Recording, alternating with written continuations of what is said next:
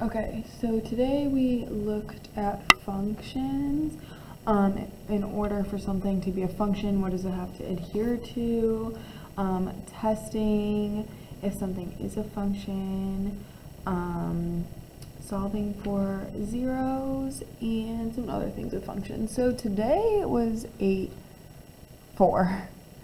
I don't know, I think my other days might have been off, but this was Wednesday's lesson. So, starting off, in order to be a function, the x value of our, ordered pairs, in this case our table, in this case our graph, our x value can only be used once. Okay, so you're probably like, what? Well, I'll show you. So let's say we do 2, 3, 4, 5, 6, okay? And that corresponds to 10, 11, 12, 13, 14. This is a function because our x side over here, there's 1, 2, there's 1, 3, there's 1, 4, there's 1, 5, there's 1, 6, okay? They never repeat. Okay, therefore, we're not going to, it's going to make a little more sense when we graph it, all right? So bear with me. Just know, in our x column, we can only have one of that value.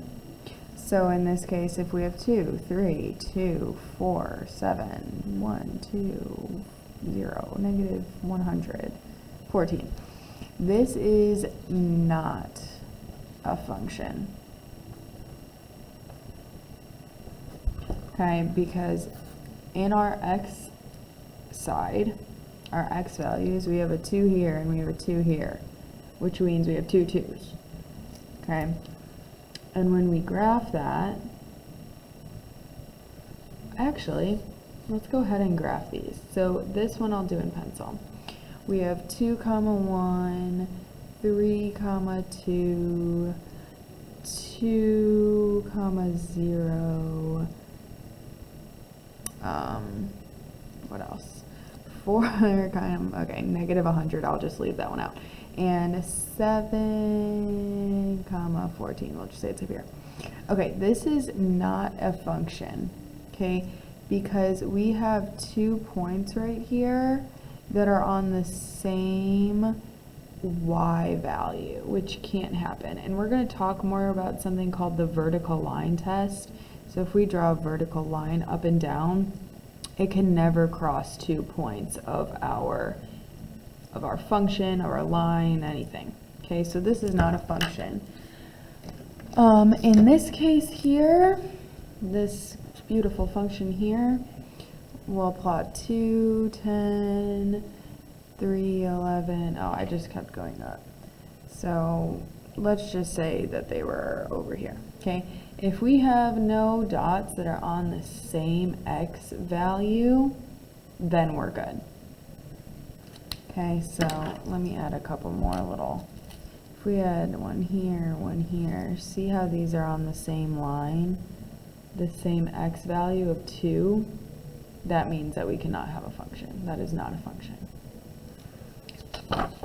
Okay, what about ordered pairs? Ordered pairs, it's the same type of deal here, okay? So in example 1, we have 2, 0, 3, 4, 0, 7, negative 2, 6, 3, 10. Is that a function? Well, ordered pairs are x, y, right? And we have a 3 here and a 3 here, which means we have 2 3's. So this is not a function, okay, because we're reusing that 3 in these ordered pairs. In example 2, we have basically what we have to be looking at is our x values, okay? I don't care about 300, I don't care about 5, I don't care about 9. I care about, oh, there's 2 300. I care about this 300, I don't care about this 300. I care about 1, 2, 316. Do those repeat? No. So this is a function. Okay, to test for functions algebraically, we want to determine whether y is a function of x. Okay, so basically the definition of a function is there's always going to be one corresponding y value for each x value.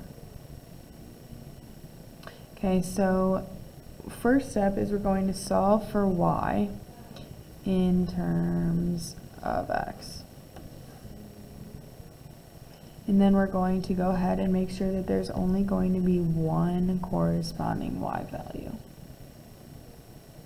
So we're going to have something, we want to get y by itself, step one, and then we want to make sure that for everything that we plug in for x, we're only going to get one output of y. So for example 1, we're going to subtract x squared over to get y by itself. We have y equals 1 minus x squared. When we check to make sure there's only one corresponding y value, we can think about plugging a number in for x. If we plug anything into x squared, it's just going to give us a number, right? 4 squared is 16, 2 squared is 4, and then 1 minus that number is just going to be a number. It's just going to be one number equal to y, which means that this one works. This is a function. Okay? Yes. Yay. Alright, looking at example 2, we want to do the same thing again, so let's add x to the other side. We get y squared equals 5 plus x. We want to get y by itself, so we're going to take the square root of both sides. This goes away, and we get y equal to the square root of 5 plus x. Are we done? No. When we take the square root of something, it is always plus or minus. Okay, so if we have y equaling plus square root of 5 plus x or minus square root of 5 plus x, that is two numbers. So no, this is not a function.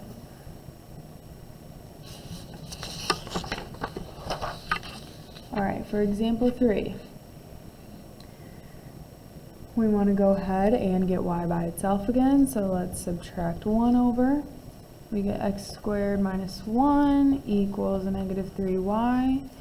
Divide by negative 3. Make sure we keep that together. We have to divide the whole thing by negative 3. This goes away. We get x squared minus 1 divided by negative 3 equals y. Once again, anything that we plug in to x is just going to give us a number. Minus a number over a number, which is just going to be one fraction, which is just a number.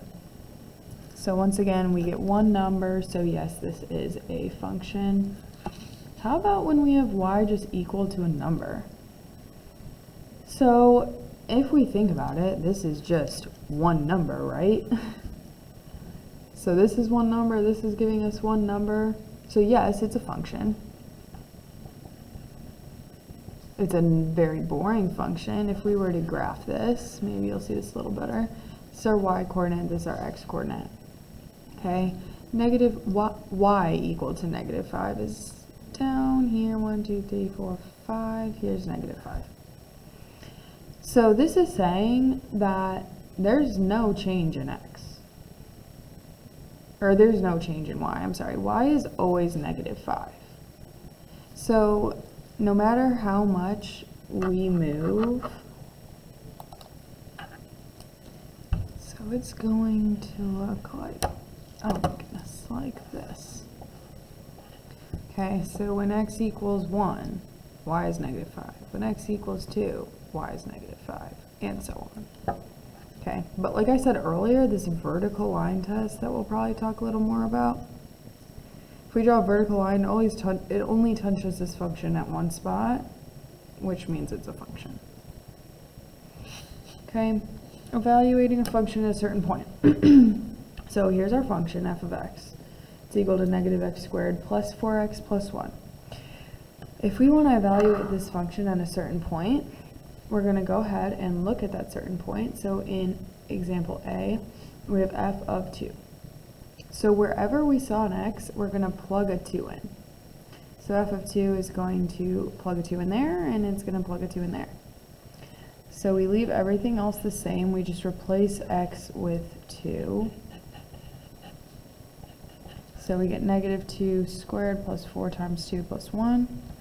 So we have negative 2 squared is 4, plus 4 times 2 is 8, plus 1, and that's going to get us 5. So f of 2 equals 5. F of w plus 4. So don't get confused with this. We're just plugging w plus 4 in for x. The same thing. So it's going to look like negative w plus 4 squared plus 4 times w plus 4 plus 1. Okay, so we know that when we square a binomial in parentheses, we're going to have to write it out twice and FOIL. Do not distribute that square through. That's not what we do. Okay? And we'll have 4 FOILed in 4w plus 16 plus 1. So let's FOIL this. We'll get w squared plus 4w plus 4w plus 16 plus 4w plus 16 plus 1. Combine like terms, so we have w squared. We have 4w plus 4w plus 4w, which gives us 12w. Those go away. Plus 16 plus 16 plus 1 is going to give us plus 33.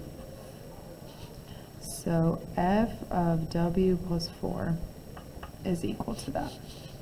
And we have a variable here, which means we're not going to get rid of that variable in our answer, but we should not have x's, because this is not in terms of x, it's in terms of w plus 4.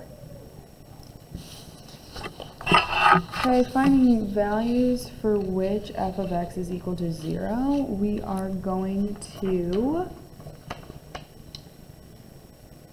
set f of x equal to 0 and solve for x. Okay, so in order to find the zeros of this function right here, we are going to set f of x equal to 0. So f of x is x squared minus 5x plus 6.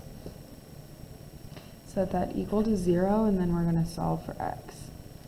When we have a trinomial here, how do we solve for our values of x?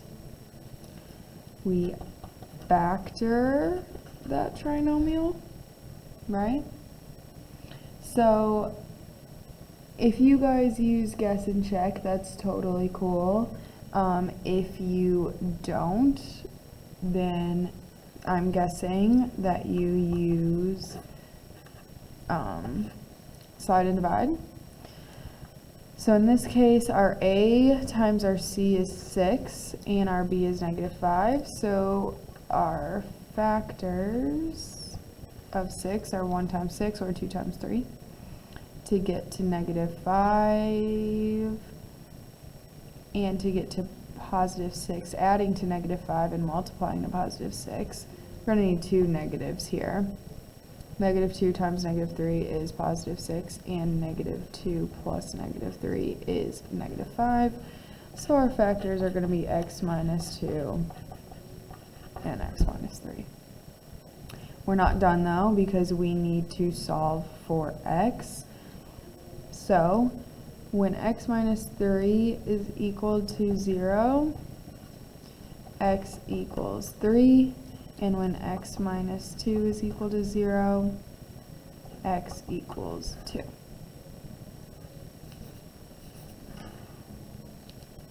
Okay, so we want to set f of x equal to 0, factor, and individually know that what is going to get us equal to 0. If we have 3 minus 3 here, this is 0 times this, which is 0.